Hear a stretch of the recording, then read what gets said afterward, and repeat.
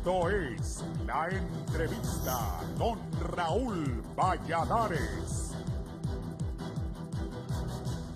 Autoridades del Banco Central de Honduras anunciaron el incremento de 25 puntos porcentuales a la tasa de política monetaria como una medida necesaria para mantener la estabilidad en el índice inflacionario y otros factores claves para la inversión en el país.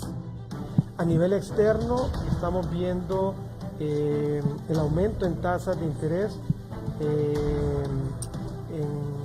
a través de la Reserva Federal en Estados Unidos, lo que viene a impactar para los que se financian afuera, y también la volatilidad que ha habido en el precio del petróleo. El temor de los expertos es que esta medida cause también incrementos en las tasas de interés de los préstamos que otorga la banca nacional en los diferentes productos que ofrece. También impactaría de forma negativa en los índices de pobreza en Honduras. Según el presidente del Colegio de Economistas de Honduras, Luis Guifarro, el cambio en la tasa de la política monetaria aprobado por el Banco Central de Honduras tendrá un efecto negativo en la economía, al momento que la banca genere préstamos a los usuarios. Guifarro agregó que esta situación también afectará en gran medida algunos contratos que se rigen por estas reglas. Según los expertos en materia económica, el comercio en Estados Unidos y otras relaciones económicas de las que Honduras hace parte también podrían sufrir algún tipo de efecto que no sería muy favorable para las finanzas del país. Una gran variedad de productos y servicios que se derivan del financiamiento bancario también podrían verse afectados. Esta medida está vigente a partir de este lunes en el país, de acuerdo a la disposición del Banco Central de Honduras.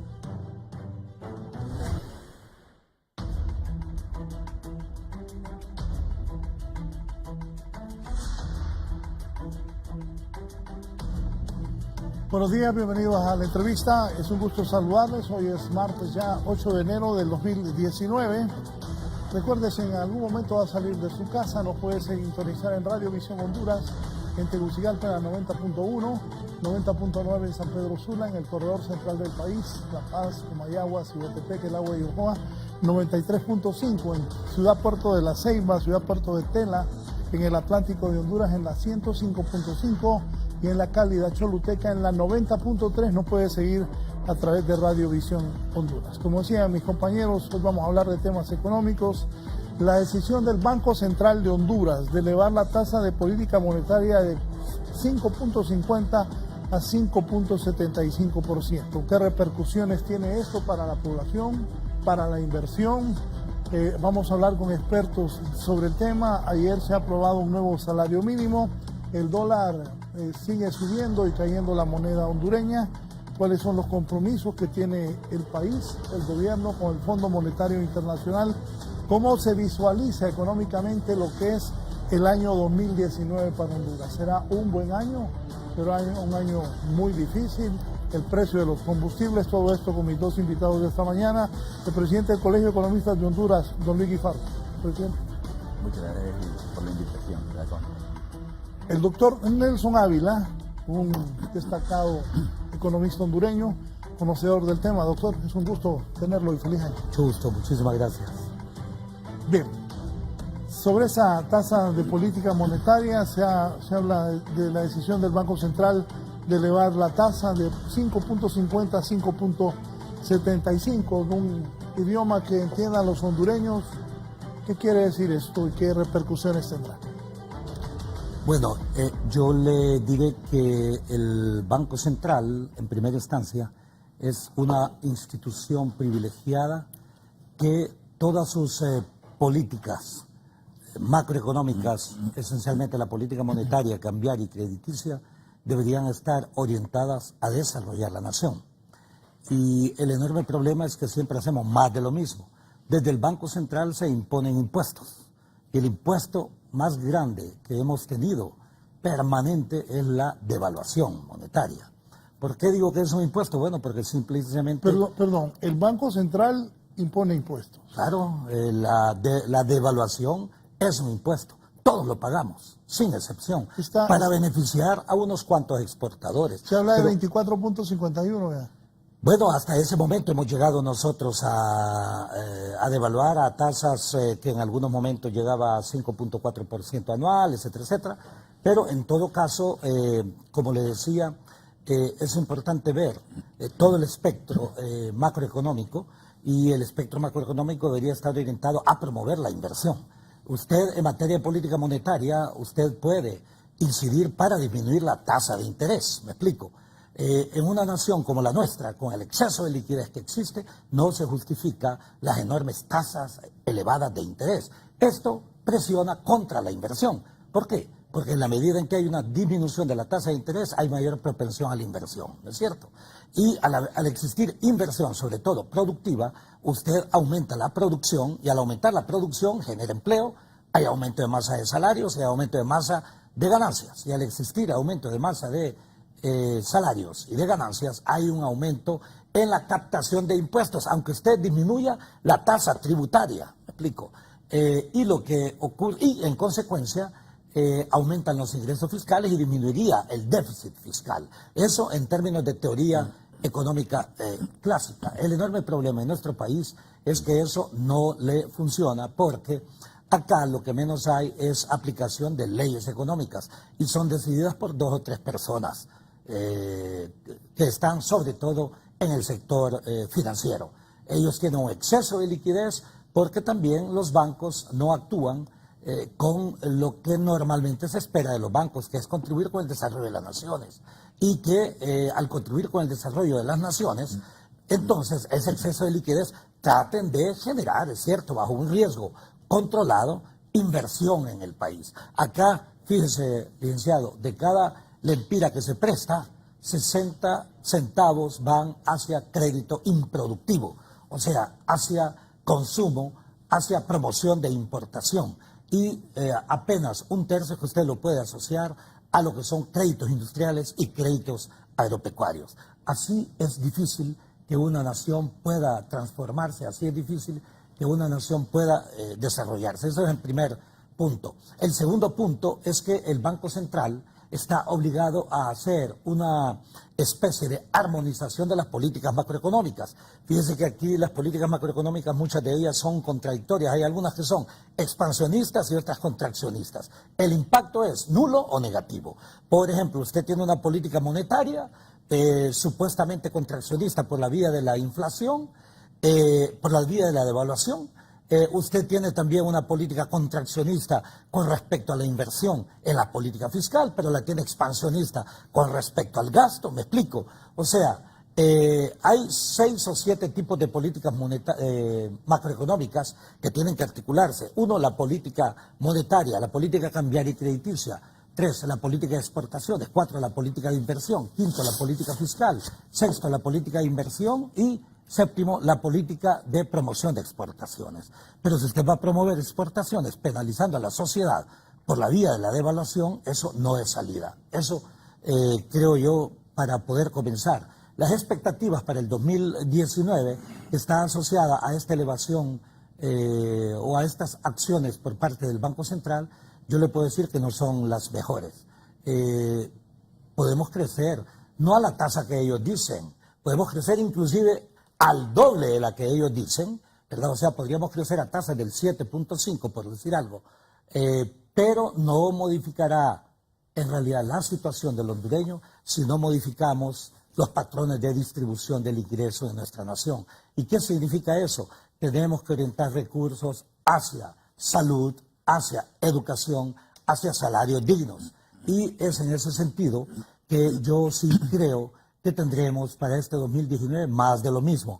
Gastaremos 271.000 millones de lempiras, de los cuales no menos del 10% será corrupción, no menos del 10% será corrupción, y aumentará la pobreza. Eso se ha demostrado. Honduras, después de 2 años, somos el país más pobre de toda América Latina y el Caribe. A pesar de que gastamos mucho más dinero, a pesar de que aquí, en términos políticos... Este año nos vamos a hacer más pobres. Bueno, es que el año pasado nosotros gastamos una cantidad equivalente a 250.000 millones de lempiras por el lado del gobierno y aumentó la pobreza. Ese es el indicador clásico. Entonces, si usted invierte, más bien es para generar un efecto diferente. O sea, En realidad, si usted ve también el presupuesto de la nación en términos de inversión es mínimo. La inmensa mayoría es gasto improductivo, pero reitero también que cubre ineficiencia, que cubre también corrupción y que cubre impunidad e inmunidad.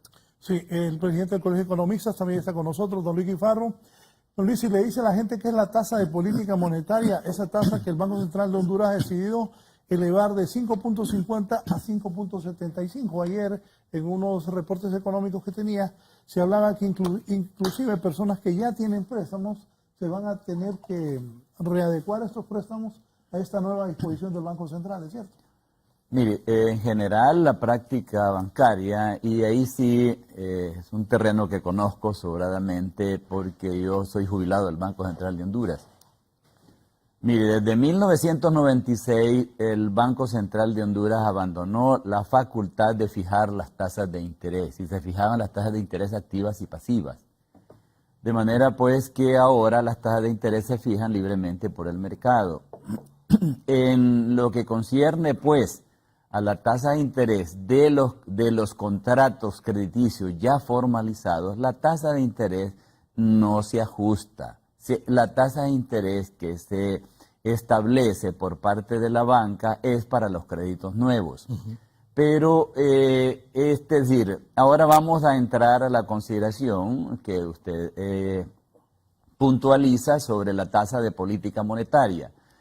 La tasa de política monetaria, porque es un tema que ha estado bastante debatido en los medios, es una tasa de señalización de la autoridad monetaria para indicar alrededor de una meta de inflación cómo se maneja la postura de la institución. Entonces, en ese sentido, cuando la tasa de política monetaria, como en el presente caso, ha sufrido un incremento de 25 puntos básicos, o sea, un cuarto del 1%, entonces, es decir, en términos de lo que se conoce como la teoría clásica, nos dice que es una medida contractiva de la economía porque los recursos obviamente se van a poner a disposición de los demandantes a una tasa de interés mayor. En ese sentido, pues claramente se ubica dentro de lo que es una postura contraccionista de la economía. Ahora bien, si uno lo analiza, bueno, por la otra parte, los indicadores en cuanto a crecimiento de la economía nacional, si cerramos para el 2018 con un promedio alrededor de 3.8% del PIB, entonces nos dice que tasa de crecimiento, con una tasa de crecimiento poblacional que promedia los 2.7, es decir, puntos de crecimiento, entonces nos está diciendo que esto es insuficiente como para reducir pobreza.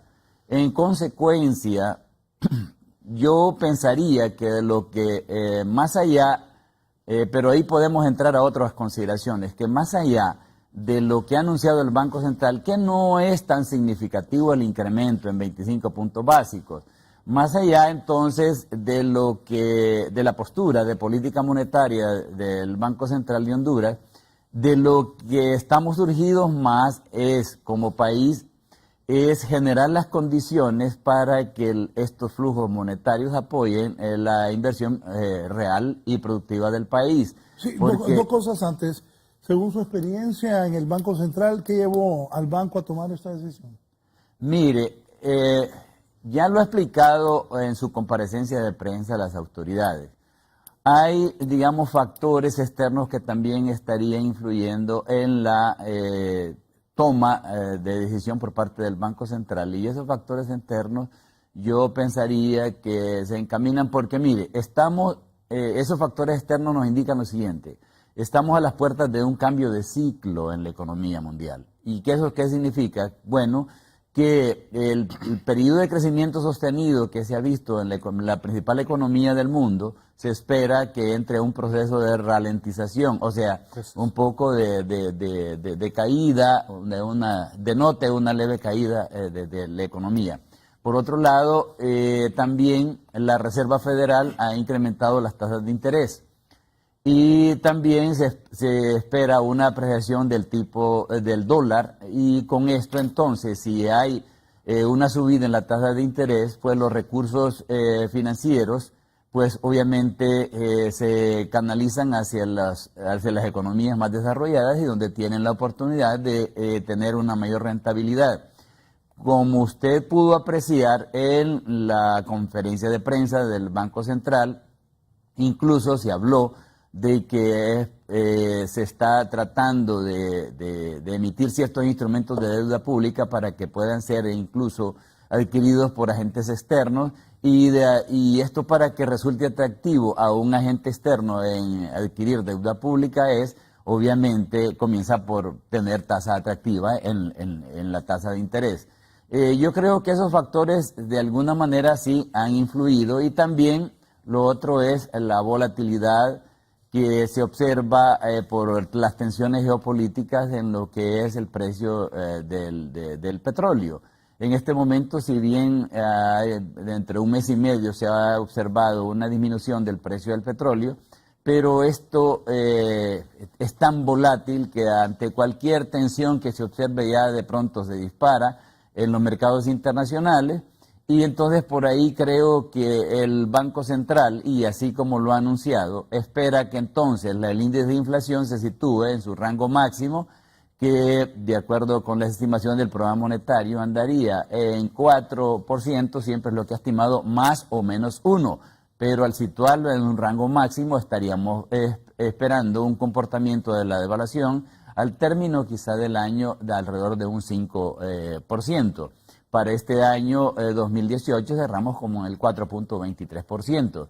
De manera pues que ante esa situación lo que el banco es con el incremento de los 25 puntos básicos en la TPM es que las expectativas conducirlas hacia esa meta de inflación, pero eso no, es decir, contrarreste el hecho de que es una postura marcadamente, es decir, contractiva de la economía. Es que eso no lo puede evitar, que es un mensaje de una política contractiva, de una postura contractiva de la economía, y en consecuencia yo diría que con indicadores que no son tan alentadores en el comportamiento de la economía, porque mire, el tema, y lo hemos dicho ya en distintas foros, de que tenemos un país que crece pero también se empobrece. Entonces hay una... Solo dame un minuto, me escribe don Jorge Andoni, en términos económicos, pregúnteles a sus invitados qué significa subir de 5.50 a 5.75 la política monetaria, y la segunda pregunta que hace, ¿qué relación tiene esta decisión del Banco Central de Honduras con la economía internacional? Eso es para... Bueno, es decir, mire, para explicar y tratar de ilustrar al televidente, es que al incrementarse la tasa de política monetaria, lo que el mensaje que está dando el Banco Central de Honduras es que la oferta monetaria se contrae. Y la oferta monetaria se contrae para precisamente contener presiones inflacionarias que se puedan dar y que se cumpla la meta, porque el Banco Central trabaja bajo un esquema de metas de inflación, y que la meta de inflación que se ha fijado el Banco Central ande alrededor de su límite máximo, que en este caso hablaríamos de alrededor del 5% de depreciación, es decir, de incremento de los precios anuales. Ahora bien, entonces, esto es lo primero que ocurre con el incremento en 25 puntos básicos de la tasa de política monetaria, que el costo del dinero obviamente va a tender a incrementarse. Al incrementarse el costo del dinero desincentiva las acciones de consumo y de inversión, y entonces se le baja un poco el ritmo de intensidad al crecimiento de los precios, porque el Banco Central de Honduras, en su ley orgánica, artículo número 2, pues es una institución que su fin es velar por la estabilidad de precios. Bueno, eso por una parte. Ahora, ¿qué factores, dijo también el televidente, externos estarían condicionando eso? Bueno, el Banco Central, como ya hemos dicho, a raíz de que el sistema de la Reserva Federal, que es la Fed, ha anunciado un incremento de las tasas de interés, entonces, ¿qué se espera? Que los flujos financieros en la economía mundial se vayan para las economías más desarrolladas. Y entonces lo que se busca es generar algún atractivo en cuanto a las tasas domésticas para que pueda atraerse un poco de inversión. Ahora, no hay que desconocer también el hecho que cuando hablamos de inversión en términos financieros, esa inversión es en alguna manera marcadamente especulativa, que precisamente depende de las condiciones básicamente de tasas de interés.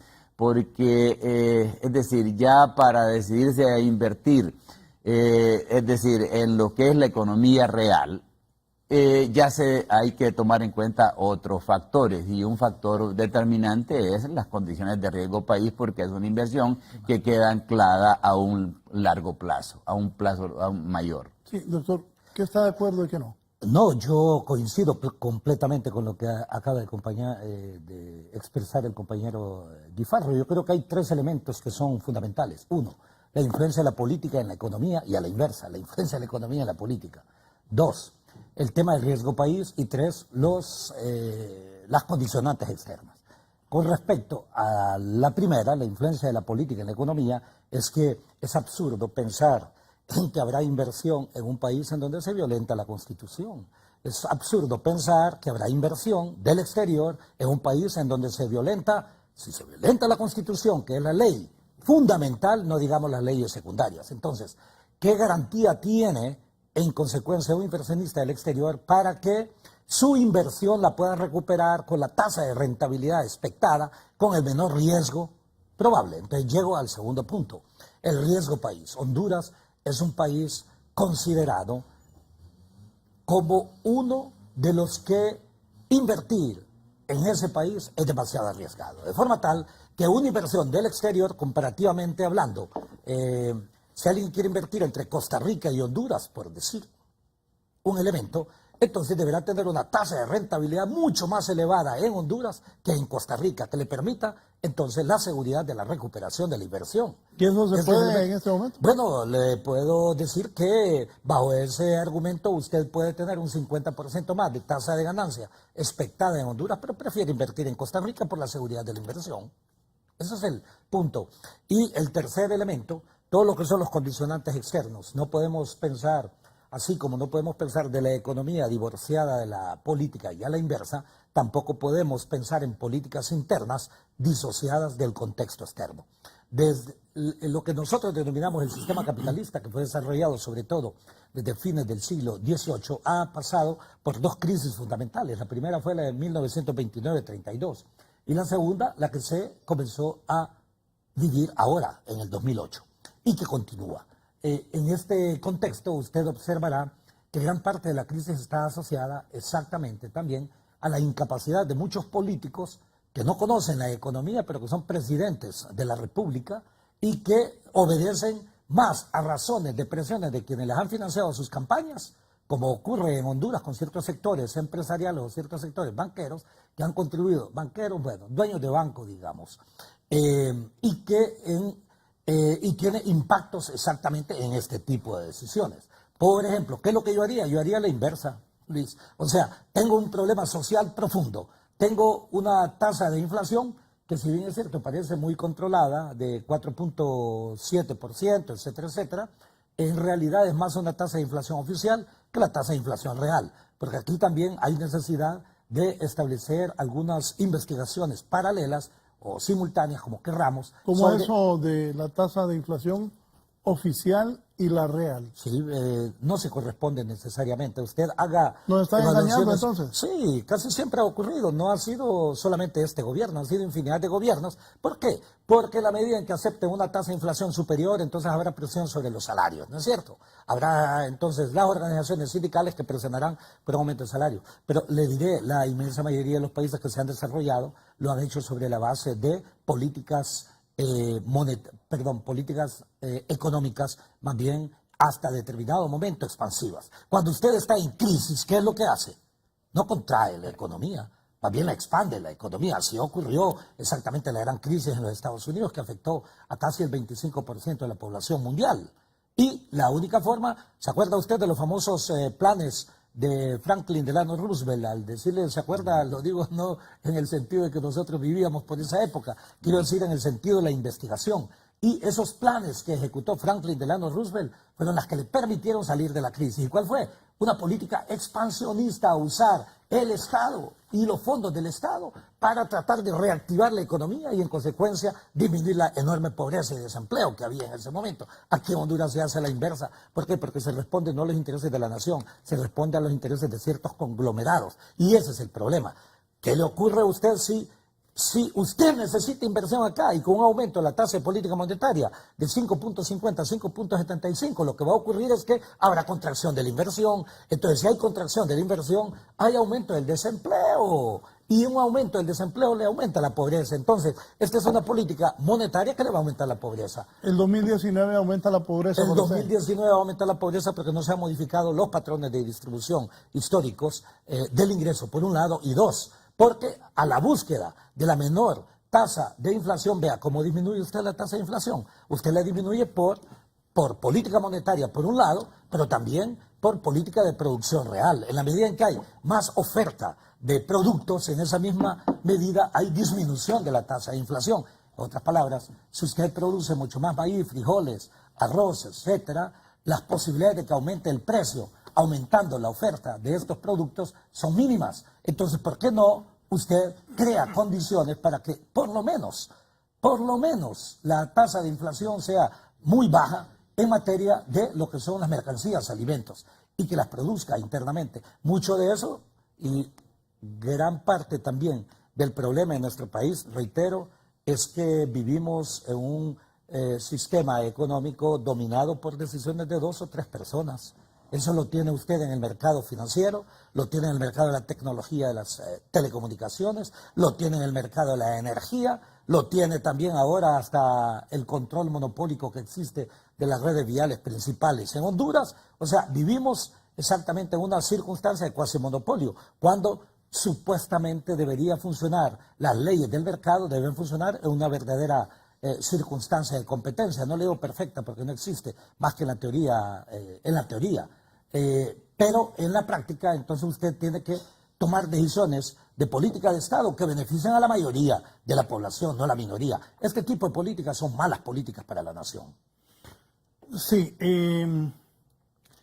va a afectar, que se los decía antes, la tasa de interés a los préstamos que la gente ya obtuvo, que ya tiene, y otros productos financieros que ofrece la Banca Nacional. ¿Qué va a pasar ahí? Mucha gente está preocupada por esto. No, queremos reiterar Otra cosa, que... ¿va a aumentar la pobreza este 2019 como asegura el doctor Ávila? Bueno, son dos temas. Primero, tal vez me recuerda, primero, con respecto, porque por ahí se ha centrado un poco la atención del televidente, es en el sentido de que si esto afectará el aumento en 25 puntos básicos, o sea, en 0.25% del 1 de la TPM, si esto es susceptible de afectar los préstamos que ya se otorgaron, que ya están formalizados. Hay que decir una vez más que no es para créditos nuevos. Siendo así, entonces, obviamente... Pero eso lo tiene que supervisar el Banco Central, porque si no... No, el Banco Central no supervisa eso. Quien lo supervisa es la Comisión Nacional de Bancos y Seguros. ¿Usted cree que algunos bancos son capaces de no respetar esto y sí mover? Bueno, mire, es que eso lo determina finalmente el mercado. El mercado, si bien a veces no funciona en un ambiente que nosotros deseáramos de una alta competencia, pero lo que sí debemos por la práctica es de que las tasas de interés para los créditos que ya están formalizados, pues no se va a mantener. Lo único que habrá un cambio, obviamente, porque mire, también aquí hay que precisar lo siguiente: el incremento de 25 puntos básicos no es tan significativo, pero sí, es decir, también ancla otras decisiones por parte de los agentes económicos, y es que le permite, bueno, una vez que ya se percibe hacia dónde va el Banco Central en su postura, entonces también deciden ajustar otro tipo de contratos. ¿Y cuáles son? Los alquileres, se toma en cuenta ese índice de inflación y la formalización de otros de todos los contratos en la economía. Se hacen de acuerdo a esa expectativa de cómo se cerrará la inflación.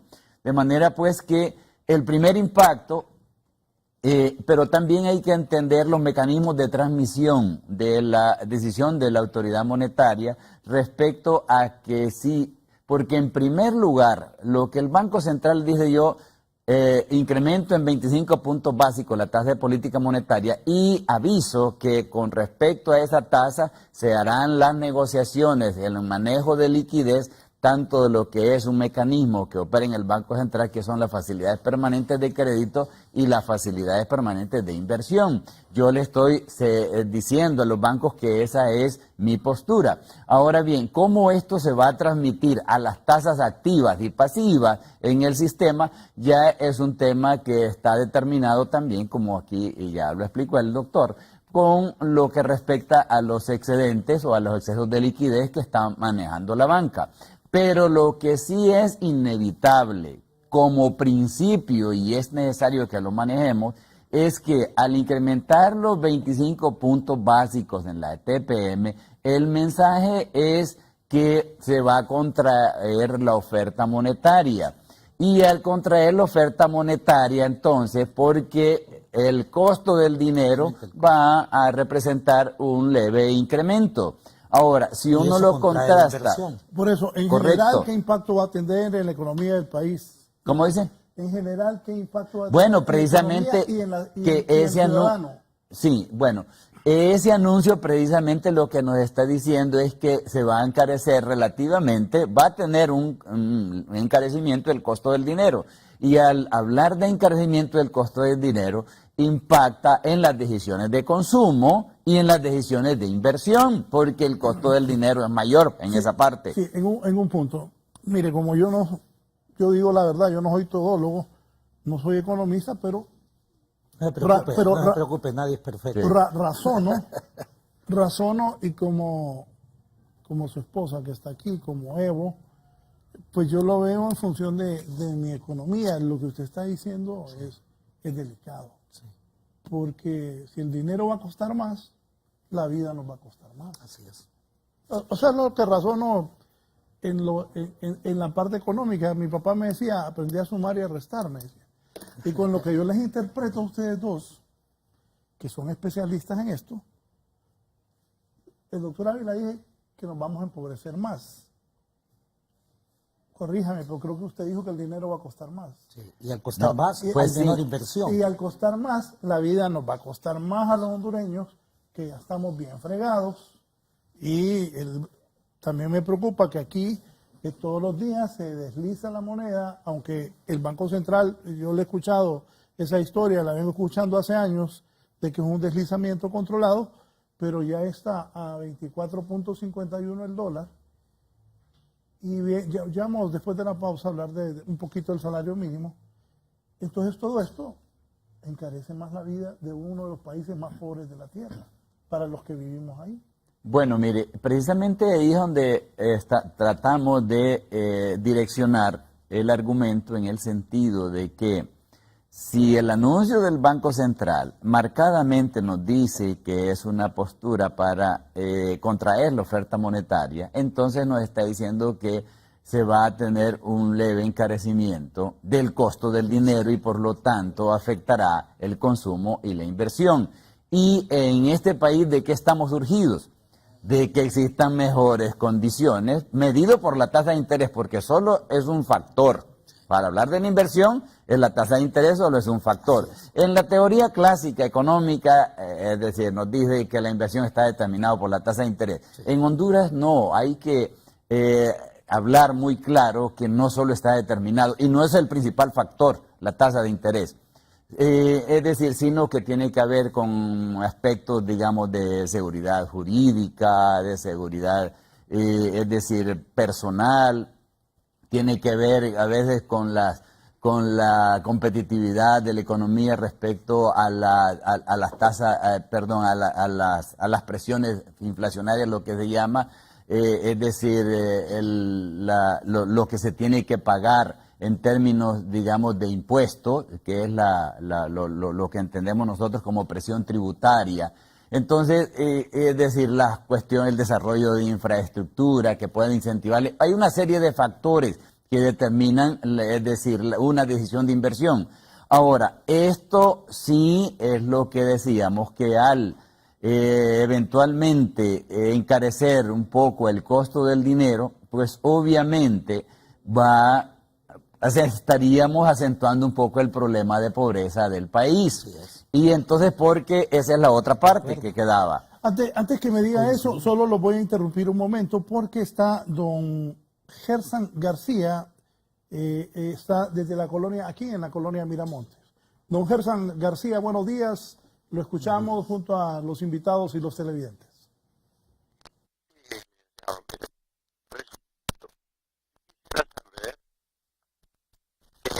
¿A quién beneficia ese movimiento monetario y a quién perjudica?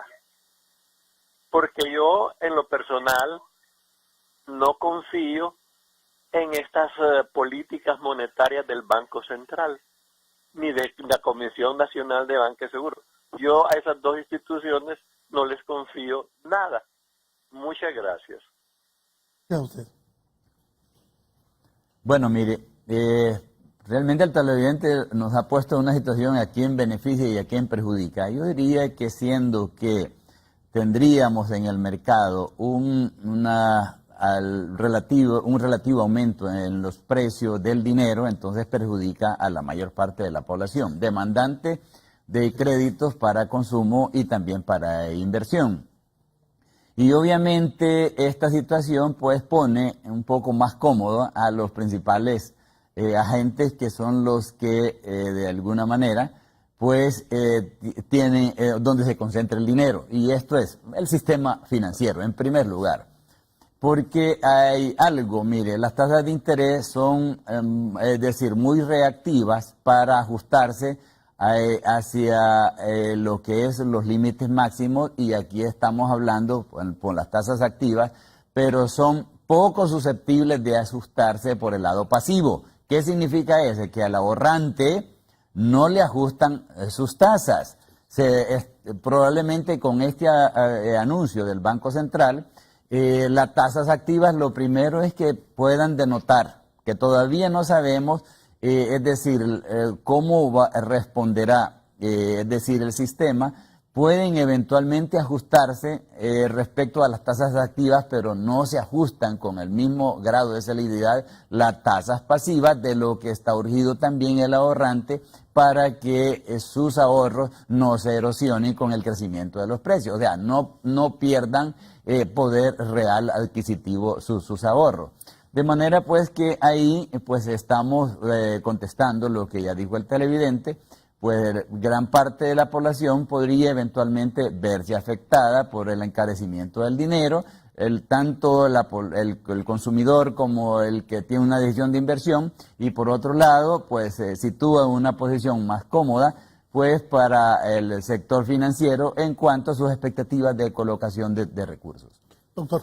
Sin duda, casi el 100% de la población es afectado por una sencilla razón, porque al disminuir la inversión no hay empleo, y el principal problema que tenemos en nuestro país, fuera de la inseguridad, es en realidad el problema de la pobreza y el desempleo. Anoche pasaba una nota donde miles de hondureños en San Pedro Sula estaban buscando trabajo en las maquilas y no hay tanto. Así es, y lo que le va a ocurrir es que va a existir un mayor porcentaje de personas que van a migrar, ¿no es cierto? Ese es el otro problema. O sea, el afectado no solamente es aquel que está directamente relacionado con la posibilidad de captación de recursos para fines de inversión, sino que también aquel que no tiene ese acceso. ¿Por qué? Porque el hecho de que no existe empleo también lo afecta directamente a la persona, porque disminuye la capacidad de consumo de aquellos que también tienen posibilidades de consumir, y en consecuencia esa persona que no tiene acceso al sector financiero por lo menos ofrece frijoles, maíz, etcétera, etcétera, pero en la medida que se contraiga esto, entonces hay menor capacidad de consumo y menor inversión. el gran ganador acá es cierto sector financiero especulativo. Y ese es el problema que tenemos en nuestro país. Sé que me están escuchando algunos de ellos y no les gusta lo que le digo, me aplican a veces me pasan la factura, como dicen, pero de lo que se trata es de ser un buen ciudadano en este país. Y hay algunos acá, vea, se está beneficiando a uno de los sectores más rentables de Honduras. ¿Sabe usted que en términos, le hablo yo de rentabilidad legal, ¿verdad? Hay negocios de rentabilidad ilegal que tienen, obvio, mucho más del 100% de tasa de ganancia anual. La corrupción entre ellos, ¿verdad? Eso es tasa infinita, porque no les cuesta prácticamente más que hacer un lobby de poder y de abuso de poder, de inmunidad y de impunidad. Me refiero al sector financiero. El sector financiero tiene unas tasas de ganancia que casi, en algunos casos, supera un tercio anual. Esto significa que ellos duplican su capital en 2 años y medio aproximadamente. ¿Me explico?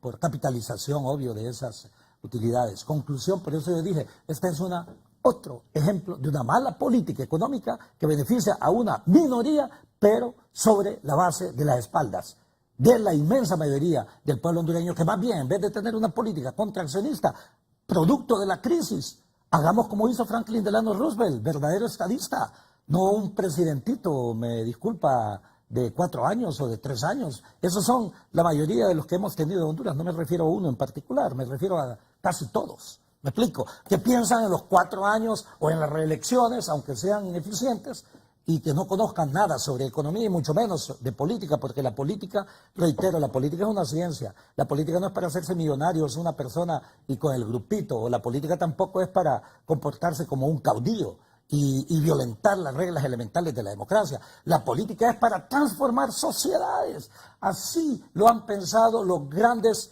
se le parece, tratadistas de la política y los grandes estadistas como Francisco Morazán. Pensó en el largo plazo para transformar sociedades. Ese es el verdadero político. Entonces lo que tenemos son mercaderes metidos a la política que por eso toman estas decisiones de política económica para beneficiar a unas cuantas familias que no llegan ni a 10 familias en Honduras y afectar a la inmensa mayoría. Esa es la realidad. O sea, a través de estas instituciones también, me disculpa, haga una investigación, licenciado, sobre quién conocía a muchos de los funcionarios públicos que están tomando grandes decisiones en nuestra nación en materia de política monetaria. O sea, quién conocía antes al presidente del Banco Central, quién conocía antes a los ministros de Finanzas o a los ministros relacionados con carteras fuertes como salud, educación, etcétera, etcétera. Se dará cuenta que la mayoría han sido militantes de partidos o que han levantado la bandera de su candidato, pero que jamás han dado nada a esta nación. Entonces, ¿cómo espera que como funcionarios públicos sean trascendentes o extraordinarios? Me disculpan que hable en este sentido, pero yo, ante todo, más que un economista y más que un político, yo soy un ciudadano y pretendo, en realidad, levantar esa bandera ciudadana. Y acá, mientras nosotros tengamos concebido que la política la hacen los dirigentes de partidos, estamos equivocados. Aquí tienen que ser los ciudadanos. En consecuencia, la política económica que nosotros estamos viendo en este momento es una política, reitero, contraccionista.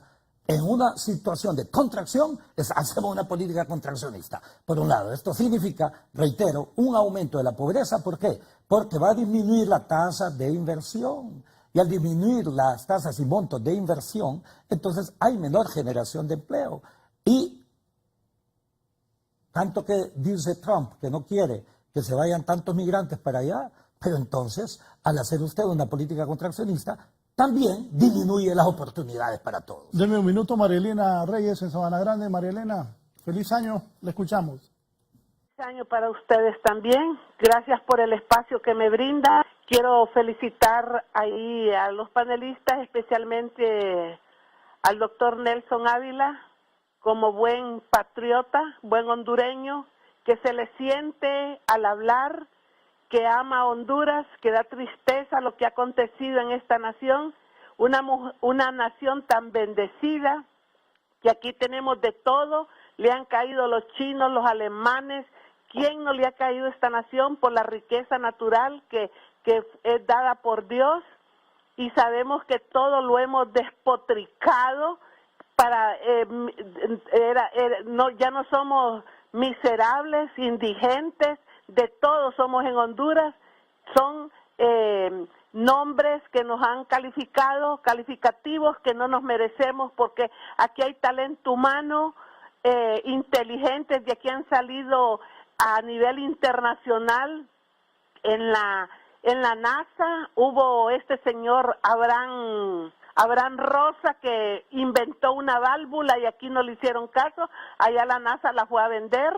Y cuántas cosas, cuántos químicos, el doctor Nelson Ávila podía aportar mucho de esto que estoy hablando, porque a eso se dedica, a escudriñar lo que tenemos, lo que Dios ha dado a esta nación, pero que lo hemos dicho, no lo hemos sabido aprovechar, no lo hemos sabido administrar, pero hoy sí le han dado el tiro de gracia a Honduras, con sus empresas especialmente. Yo no soy economista, pero trabajé en Hondutel, me duele, crea, donde salía salud y educación de la ENE, porque la ENE es la única empresa que vendía energía. Vaciaron el cajón, ¿cómo no va a estar la economía de este país?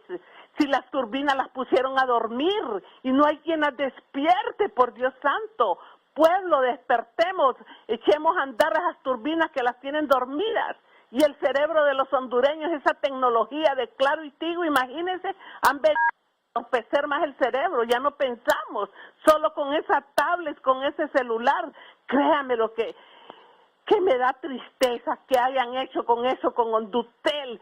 Lo último que hicieron, como no pudieron de otra manera, porque con el cable submarino y la fibra óptica de Hondutel no pueden, solo cortándola o dándole fuego, porque la parte técnica llegó Jesús Mejía, solo a votar la parte técnica de Hondutel para darle el tiro de gracia.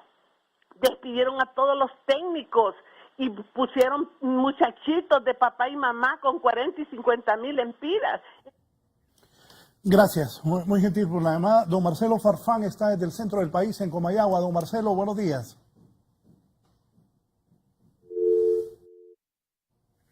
Bien, se cayó la llamada. Voy a una pausa, al retorno. Habló el pueblo.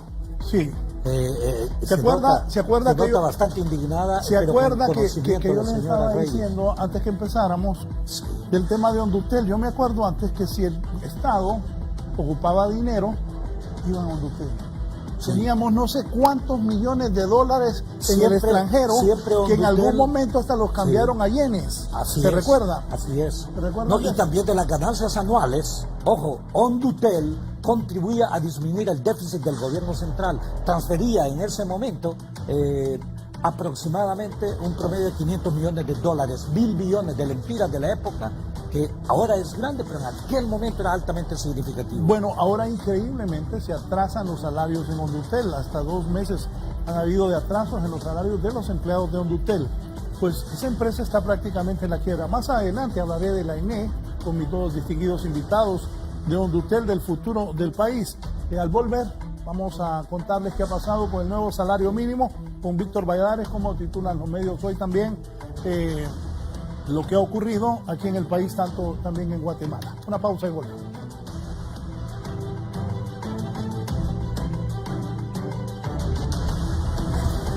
Ya volvemos con más de la entrevista con Raúl Valladares. Inicia el año con las mejores ofertas. No te lo puedes perder.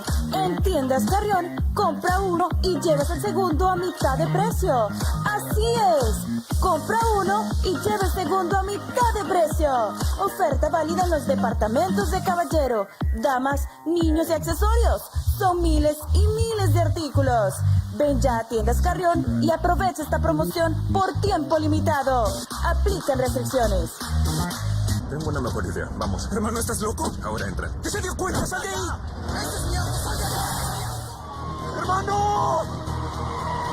La policía conoce bien a tu hermano. Sabemos que eres inocente y que te viste perjudicado por su culpa. ¡Atrás! ¡Soy de esta casa! ¡Vete de mi casa! ¡Sácate de una vez!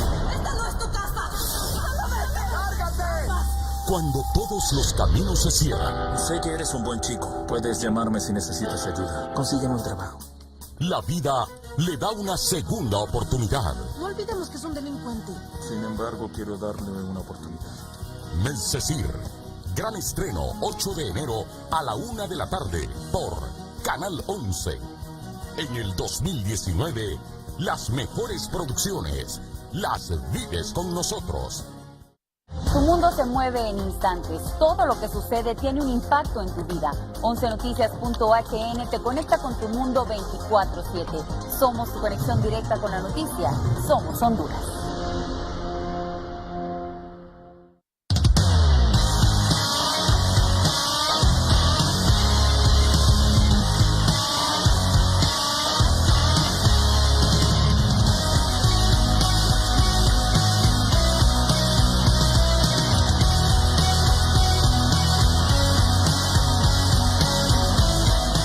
Life Center, desarrollo físico integral y estético, Colonia Palmira, Boulevard Morazán, Tegucigalpa.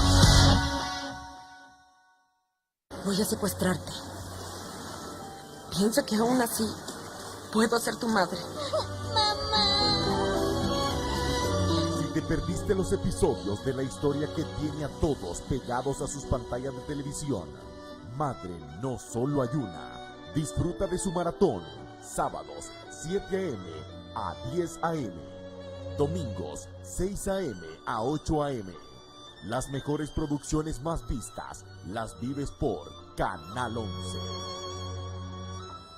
De lunes a viernes en Secretos de Cocina te mostramos en solo 30 minutos trucos, consejos, recetas especiales y antojitos. Día a día descubrirás elementos que te ayudarán a hacer más sencilla la tarea de cocinar, ya sea para sorprender a tu familia o para una ocasión en particular.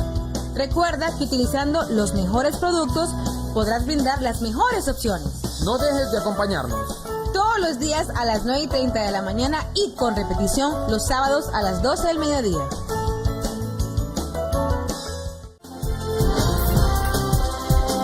Soy Leila Vendana y los espero a las 12 en punto con toda la actualidad informativa en el campo nacional e internacional.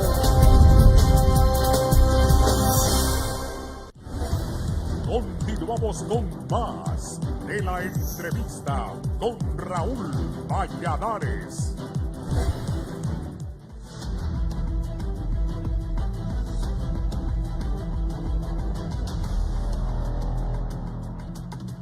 Bien, el incremento al salario mínimo lo destacan así los medios nacionales impresos. Evo, si me acerca por favor el monitor.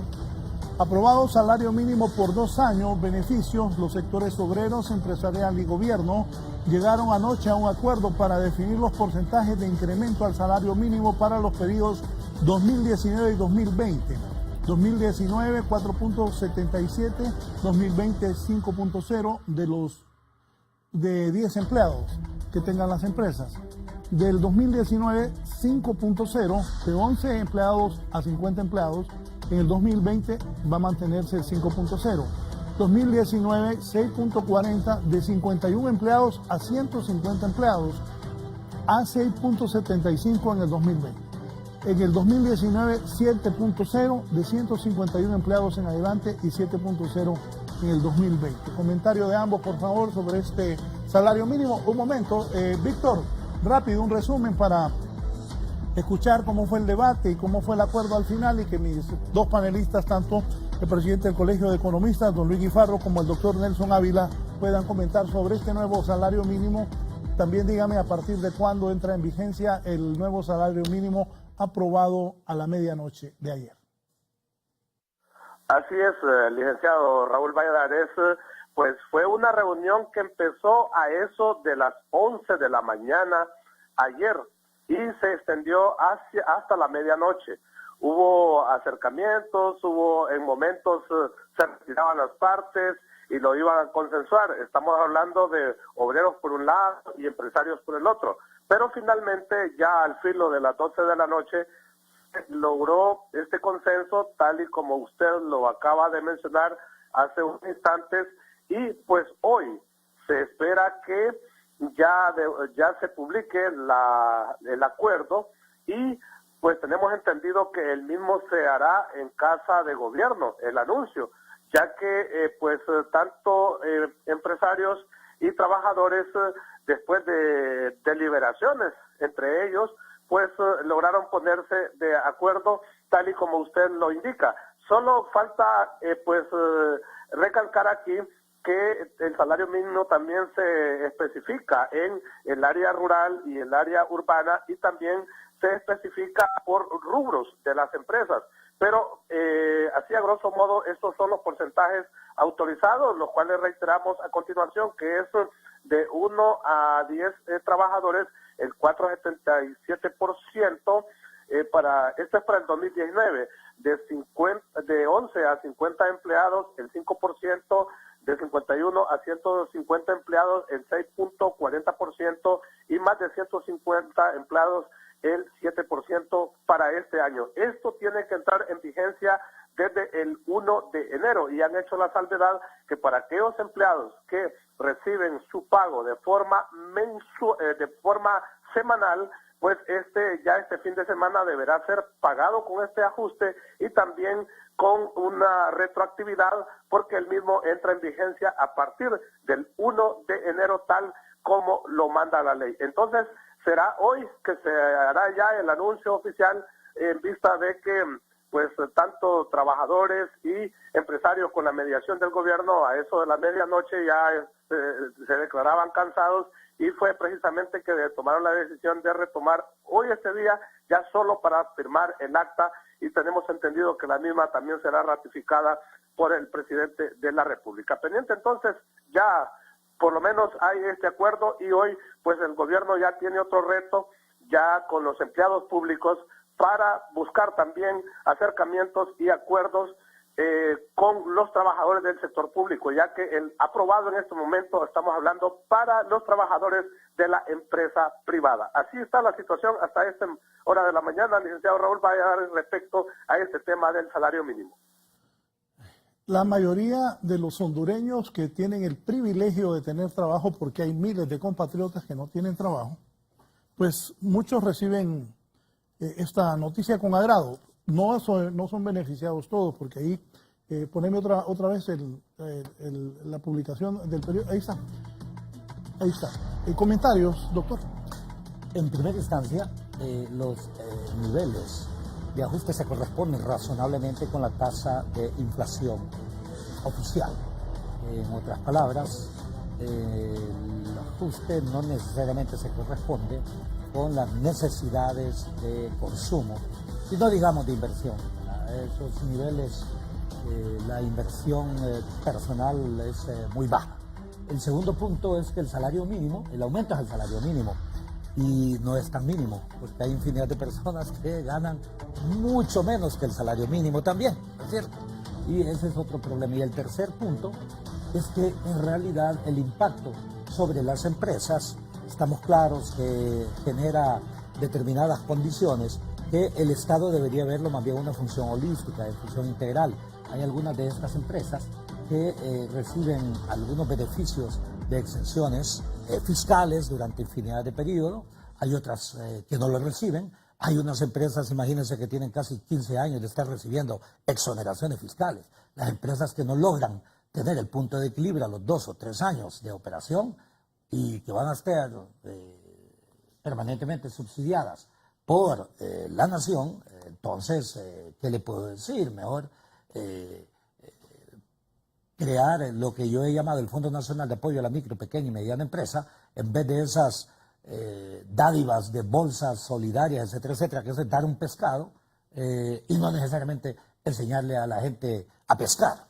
Y con eso, vea, en todo lo que nosotros nos hemos endeudado en esas famosas bolsas solidarias, nosotros hubiéramos creado no menos de créditos otorgados, créditos, no dádivas, créditos que la gente tiene que pagarlo en su condición de micro o pequeño empresario, hubiéramos generado no menos de 800,000 empleos. Yo le puedo sacar precisamente todos esos datos. Nosotros nos hemos endeudado en casi 3.500 millones de dólares en los últimos años en programas de esa naturaleza, que más bien son clientelismos políticos. 3.500 millones de dólares son aproximadamente 100.000 millones de lempiras. Si usted otorga créditos de 50.000 lempiras en promedio, cada uno con 100.000 millones de lempiras, usted genera casi 1 millón de empleos, me explico. Entonces, le puedo decir, perdón, a 100.000 lempiras por persona. El problema serio acá también es el siguiente. Si usted hace un análisis de cuál era la capacidad de compra en 1980 versus la capacidad de compra ahora, se encontrará que los salarios reales, o sea, considerando la inflación o la capacidad adquisitiva, disminuyendo el impacto de la inflación, le da que en este momento la capacidad adquisitiva es casi la mitad de la que existía en 1980. Ese es un problema para un modelo económico. Sí, aún con todos los ajustes que sean, porque si usted se fija, los ajustes son a la tasa de inflación. En consecuencia, el aumento de sueldo real es casi cero. Es casi cero. Y la capacidad de consumo se mantiene constante o se deteriora. Pero si analizamos todo lo que han sido los ajustes desde 1980 y las circunstancias que existían en esa época, ahora el salario real, reitero, considerando el impacto de la inflación, es aproximadamente la mitad de lo que existía 40 años atrás, para mencionar un ejemplo. Esto demuestra también que la salida no va tampoco por los salarios, como que algunos pretenden encontrar la salida por la vía tributaria. Usted puede aumentar los tributos, aquí hay algunos que pretenden pensar en disminuir la tasa, el coeficiente de déficit fiscal por la vía del aumento de la tasa impositiva, y más bien lo que ocurre es que disminuyen más bien los ingresos fiscales. ¿Por qué? Porque en la medida en que usted aumente las tasas impositivas, por ejemplo, en las importaciones o en los gravámenes arancelarios para fines de importación, ¿qué es lo que le ocurre? Usted aumenta la tasa impositiva y más bien aumenta el contrabando y la defraudación fiscal. Solo en un minuto. Quiero ver si don Marcelo Farfán está en la línea y luego don Marcos Cuello desde la colonia Kennedy. Don Marcelo, buenos días. Gracias por la oportunidad.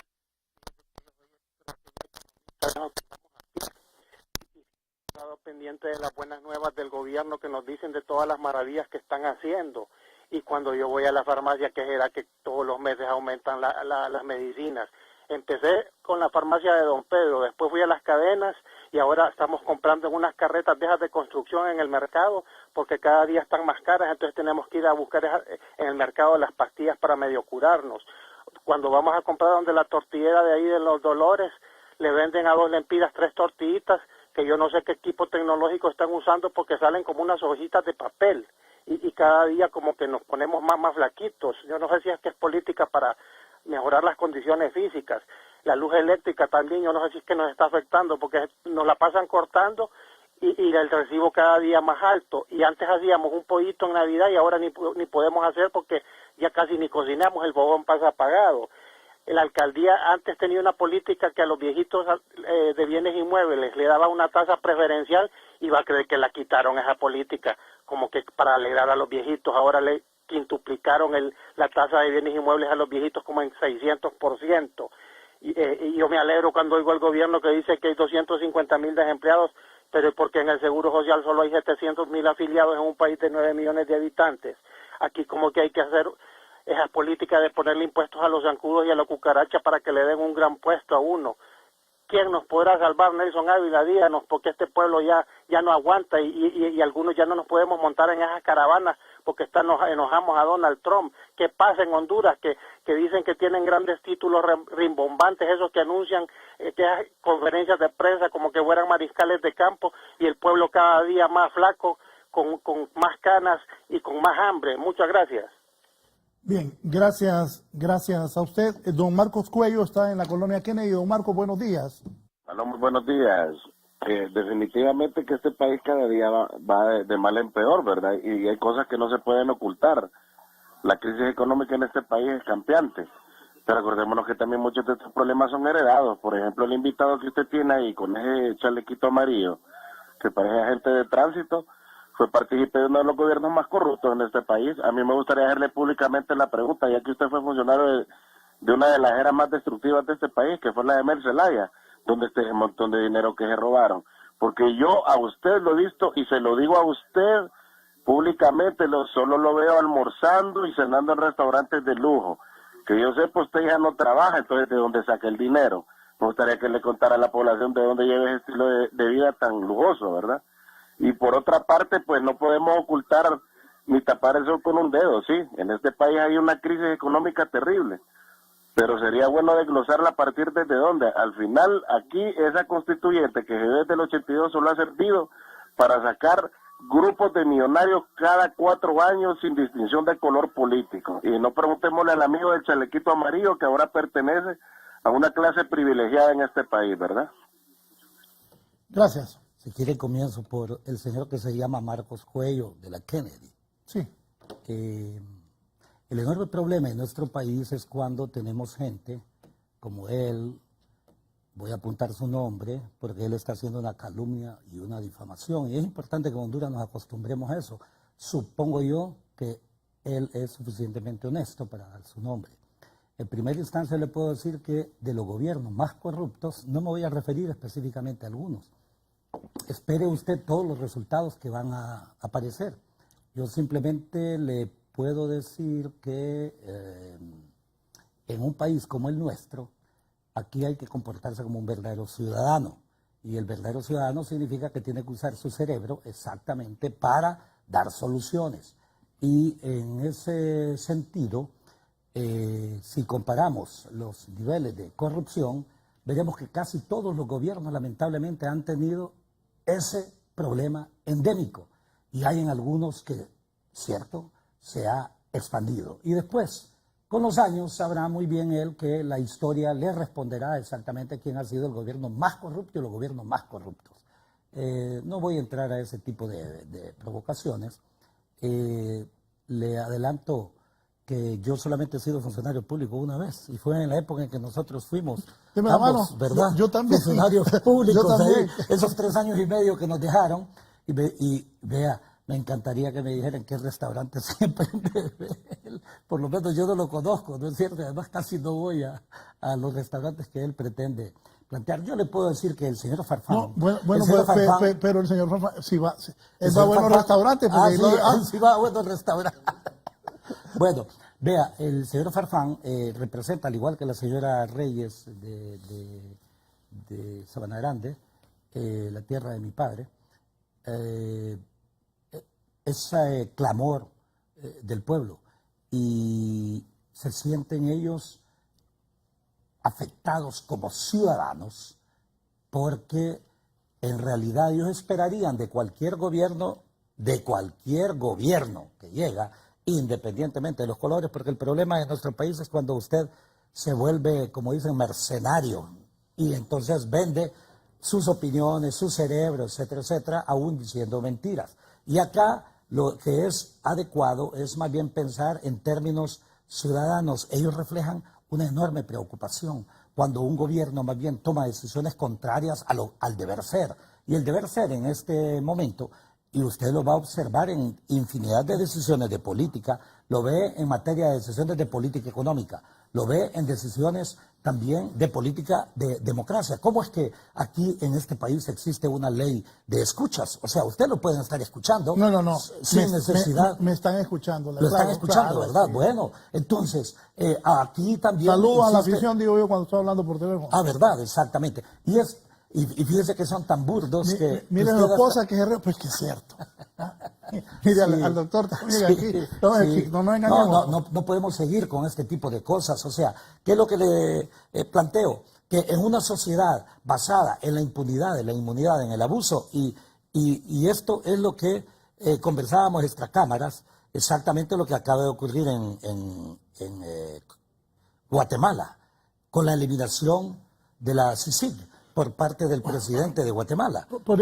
Solo antes de entrar a eso, sus comentarios sobre este tema que han abordado los televidentes. Mire, respecto a esto de que el ciudadano siente de que el problema que tenemos en el país es un sistemático empobrecimiento de la población hondureña, esto nos lleva a siempre que se ha discutido en que en Honduras estamos ante una paradoja que ya lo habíamos apuntado, entre que crecemos en la última década con un promedio de 3.5 de crecimiento anual, pero que también nos empobrecemos, porque la pobreza pues ha crecido y estamos situados alrededor de un 64% de pobreza en Honduras, de acuerdo a las últimas estadísticas que ha publicado el Banco Mundial, con un nivel de pobreza extrema alrededor de un 43%, 44%. Ahora bien, mire, esto nos lleva a considerar lo siguiente, de que sí hay un desafío para la política pública, porque aquí cuando hablamos de pobreza en estos niveles, entonces se cuestiona la función redistributiva por parte del Estado.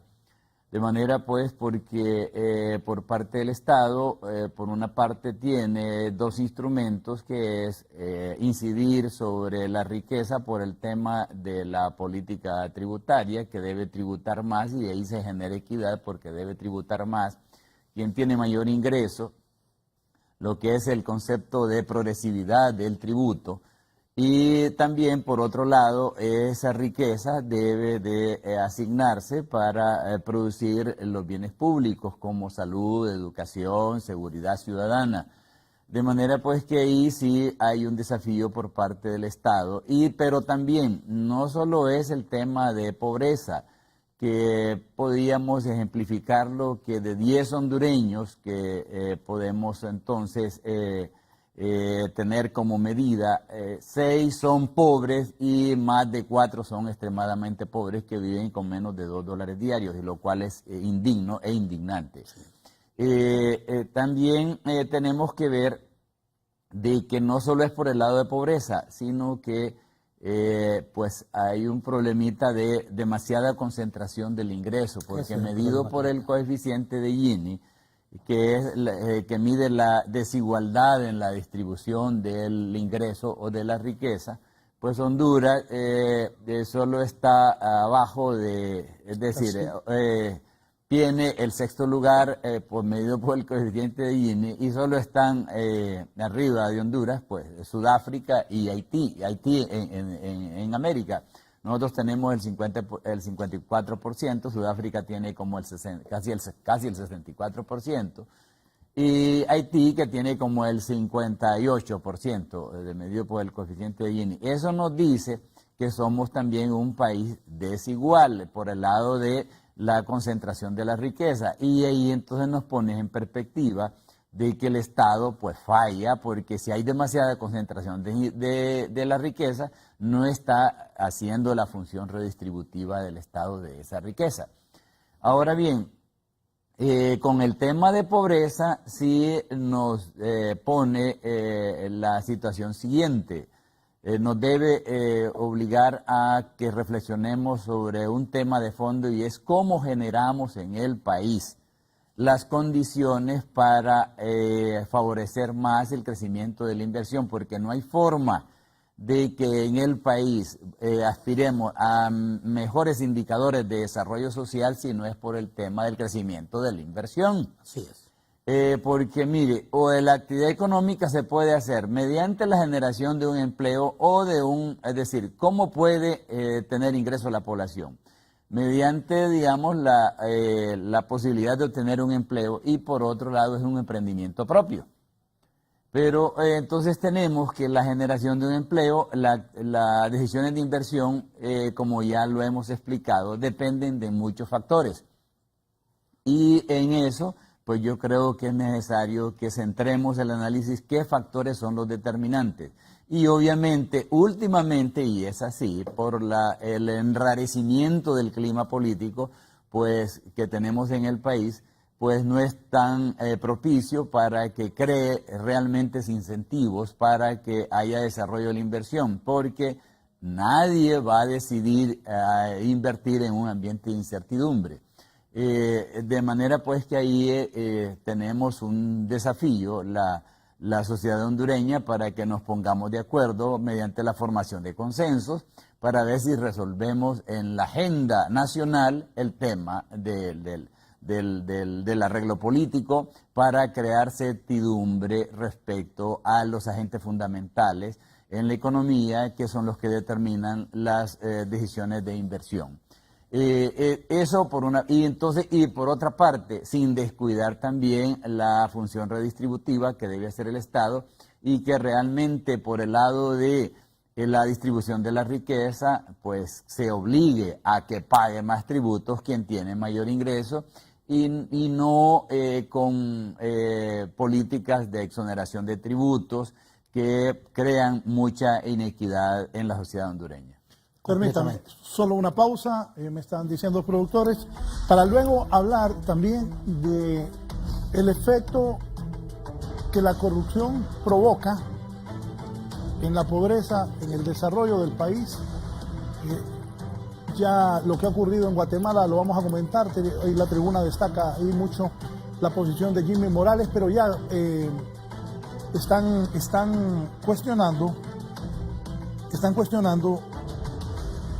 los congresistas norteamericanos la posición del presidente de Guatemala. Una pausa.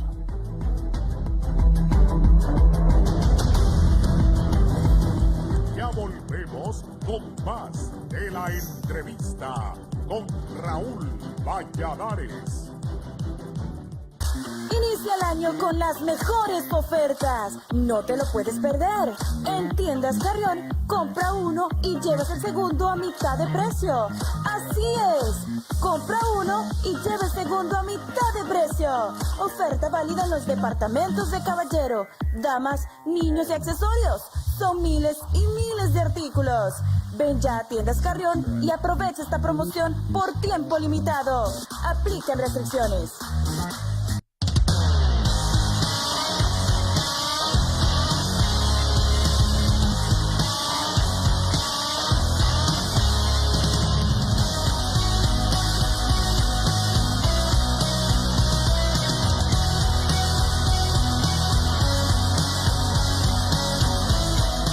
Life Center, desarrollo físico integral y estético. Colonia Palmira, Boulevard Morazán, Tegucigalpa.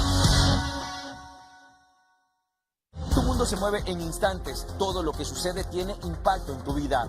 11noticias.hn te conecta con tu mundo 24/7. Somos tu conexión directa con la noticia. Somos Honduras. Continuamos con más de la entrevista con Raúl Valladares.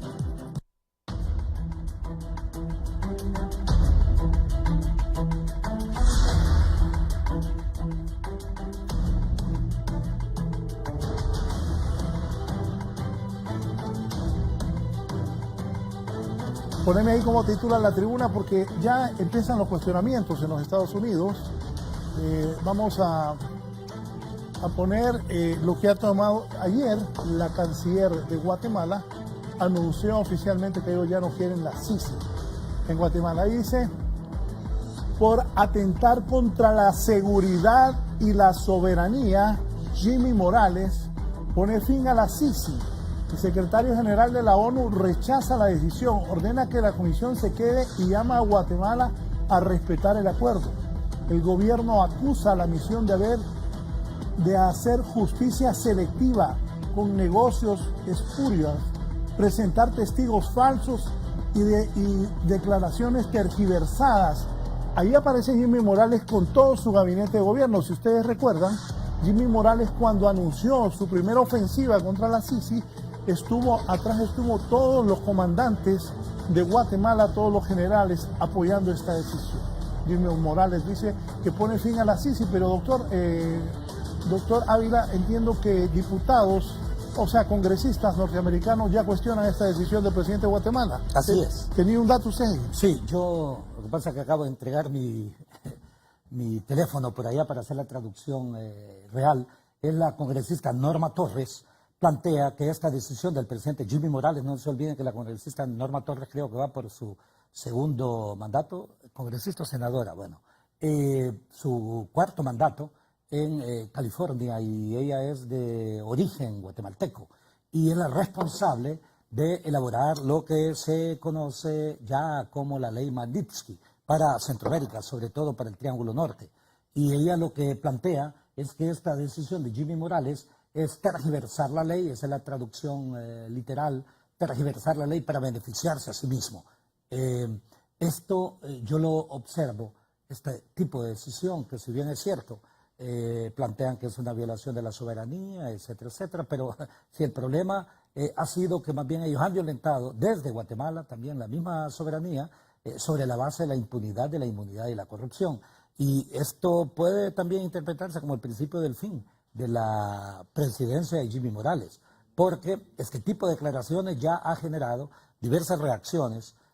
Lamentablemente vivimos en un mundo en donde muchas de las decisiones, como es el caso también concreto de Honduras, son tomadas desde el exterior y violentan la soberanía sin duda. Ahora hablan de soberanía y siempre se la han destruido.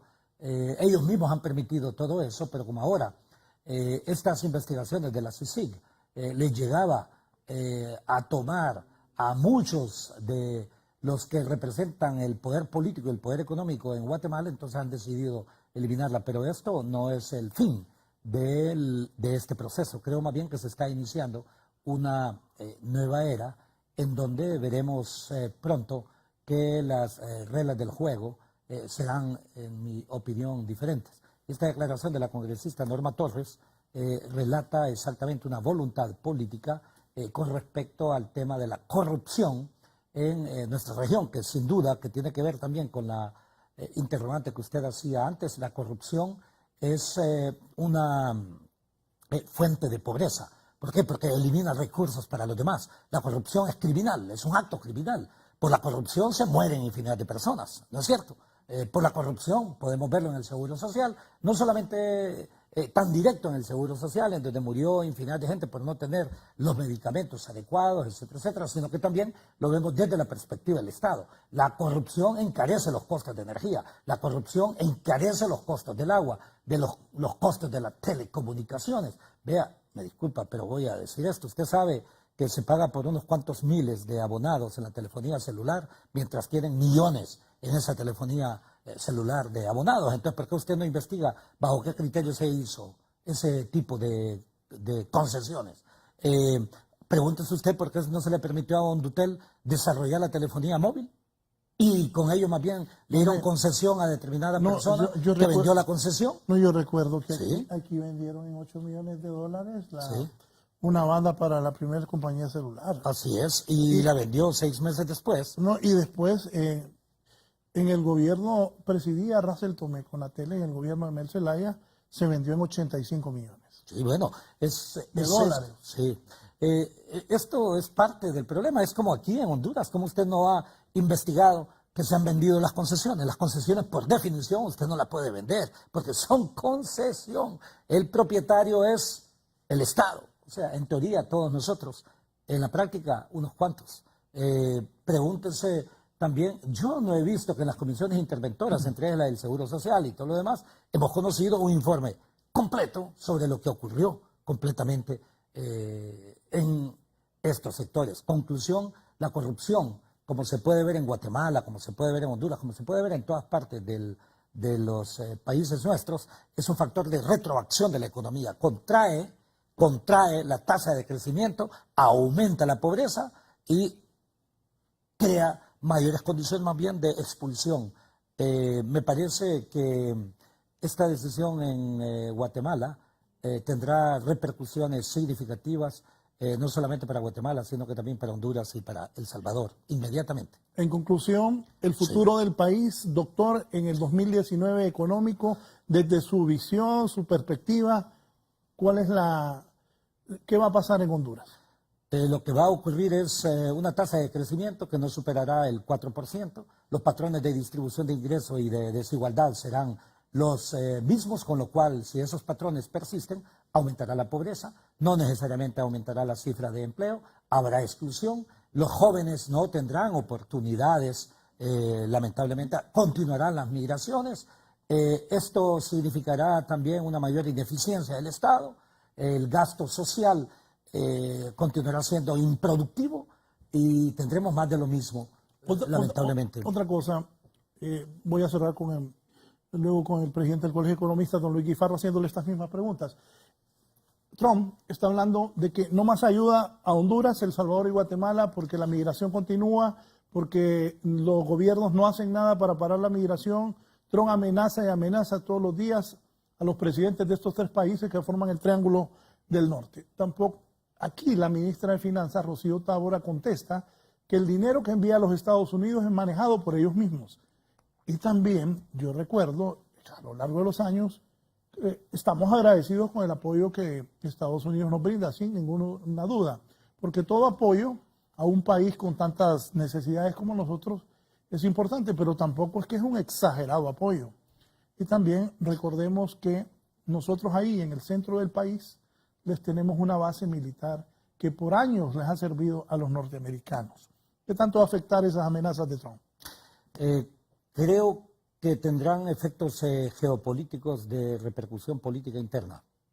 Tiene que ser coherente entre lo que dice y lo que hace.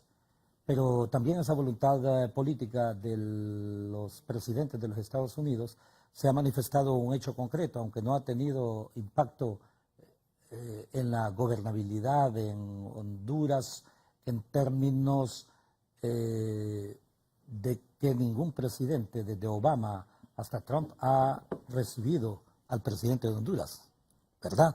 Ese es un mensaje específico. Lo que sí está claro es que la ingobernabilidad en Honduras, con ese tipo también de declaraciones, continuará porque lamentablemente el presidente Trump fue el que contribuyó también a generar un apoyo internacional en el cual comenzaron también otros países a apoyar a este gobierno a sabiendas de que no era producto de la decisión y del voto popular. Y yo sí le puedo decir, en consecuencia, que lo que yo observo en este tipo de acciones que ocurren en Guatemala es que tendrá repercusiones a todo nivel en el Triángulo Norte. Veremos y esperemos la ley Magnitsky, que en teoría viene del 20 o 21 de enero, ¿no es cierto?, a la primera semana de febrero. Yo espero que seamos los hondureños más bien los que resolvamos nuestros problemas, aunque sí me gusta, sobre todo por encima de la soberanía, yo voto por la justicia. Y la justicia que se haga en A o B país, hay que apoyarla. Gracias, doctor. Nelson Ávila, ha sido un gusto que esté acá. Muchas gracias. Igualmente, licenciado. Vestido a la europea. Hay que explicar. Y tenga cuidado que si lo encuentro en la calle lo voy a parar porque parezco agente de tránsito. Bien, nos vamos. El presidente del Colegio de Economistas, don Luis Guifarro, que visualiza para el país, para los hondureños en términos económicos, será un buen año, un mal año. ¿Qué esperamos? Mire, en general las expectativas están ancladas de que tendremos un comportamiento económico similar al que a las cifras con que se cerró el año 2018 en términos de crecimiento del Producto Interno de alrededor de 3.8%, el déficit de la Administración Central entre 2.6 a un 3%, el coeficiente de deuda respecto al Producto Interno alrededor de un 48%, la inflación, que como fue el primer tema con que comenzamos la plática acá, que estaría situada alrededor del 4% más o menos 1%, el deslizamiento del tipo de cambio que desde un promedio de una década más o menos ha tenido una depreciación anual de un 4%. Esos son los indicadores con que se prevé que la economía nuestra pueda desempeñarse para el 2019. Ahora, el tema es de que nuestra economía es pequeña y es muy vulnerable a los choques externos. ¿Qué significa eso? De que al no haber condiciones favorables que permitan mejorar las condiciones principalmente en las relaciones de comercio exterior de Honduras, que por el momento se vio favorecido con un mayor flujo de divisas, aun a pesar de que cayeron los dos principales productos de exportación, como fue el café y el aceite de palma africana, que de alguna medida fue neutralizada porque también incidió favorablemente la relativa caída que tuvieron los precios del petróleo. Pero, es decir, cualquier factor de eso es susceptible de afectar el desempeño de estos indicadores. De manera pues que los desafíos que tenemos para el país es generar las condiciones para que pueda crecer la inversión, porque es decir, de lo que estamos urgidos es disminuir la pobreza.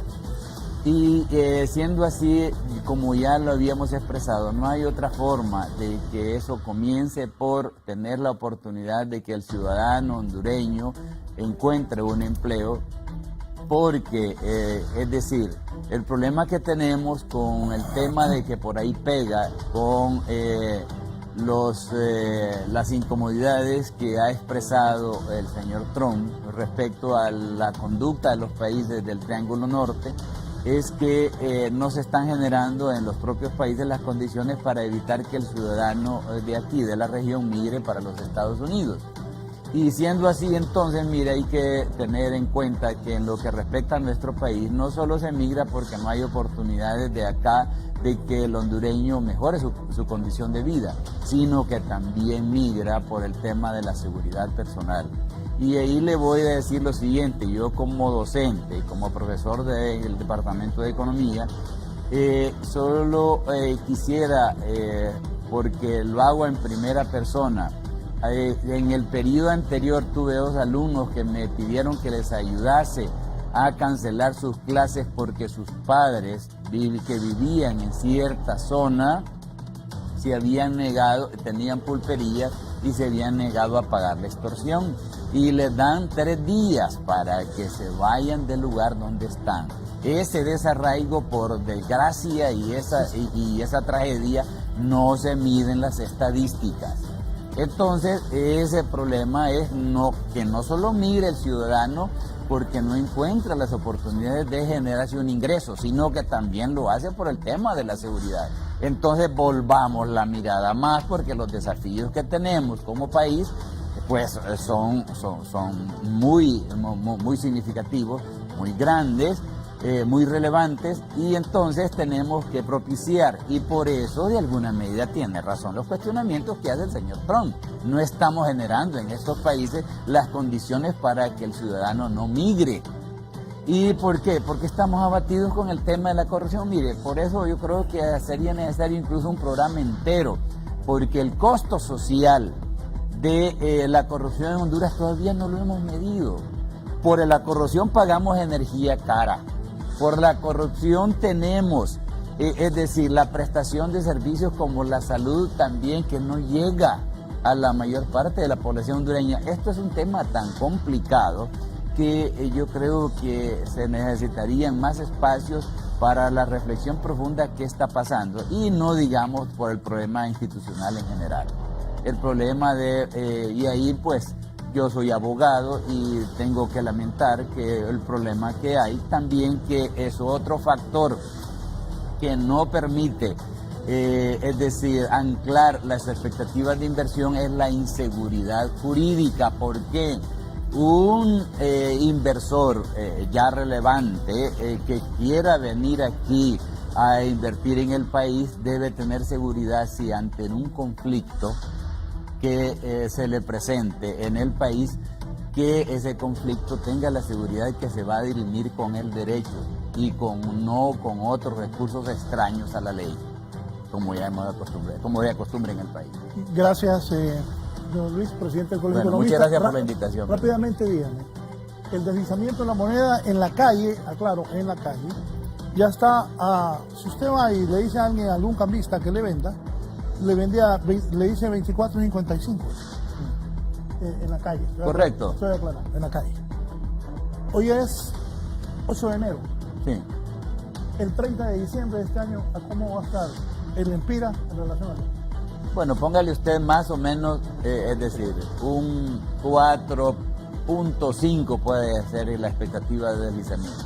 Pero dígamelo así como lo dije yo, porque para que la gente...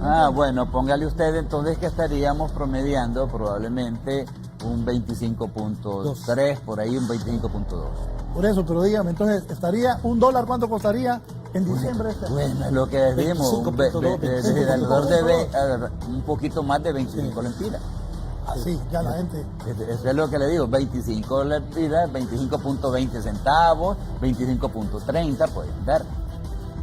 ¿De acuerdo? Sí, completamente de acuerdo. O sea, parecería entonces que la especulación en comprar moneda dura se convierte en una racionalidad económica. Mire, es que varios, le cuento, varios amigos míos me llamaron, claro, me escribieron, dime vos, preguntarle esto, claro, a cómo va a estar el dólar. Claro, hay que cambiar los lempiras a dólares. Aproximadamente 25.2, 25.3. ¿Esto genera algún...? No, mire, y hay que entender lo siguiente. Pero, disculpe, esto genera, lo que ustedes están diciendo, que la gente dice, no, voy a ir a cambiar mi dinero en dólares. Sí, por eso yo le decía. No, es que es inevitable. Cuando usted está fijando una tasa, que fue lo con que iniciamos la reflexión hoy, tasa de política monetaria que está creciendo en 25 puntos básicos, entonces ya bueno, es que la autoridad monetaria espera mantenerse en un objetivo de inflación de alrededor casi cercano al 5%.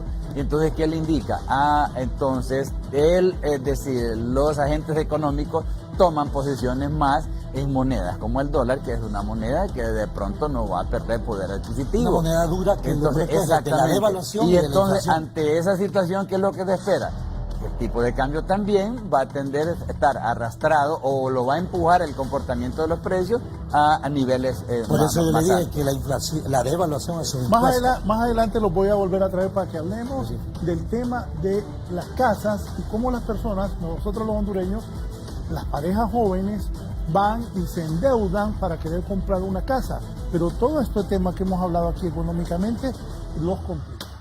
Bien, nos vamos. Gracias. Muy bien. Ha sido un gusto. Doctor, gracias. Es un gusto, como siempre, saludarlos a ustedes por permitirnos llegar a sus casas, a sus hogares, en el país y fuera del país. Gracias a todos, sigan con nosotros, sigan en Canal 11.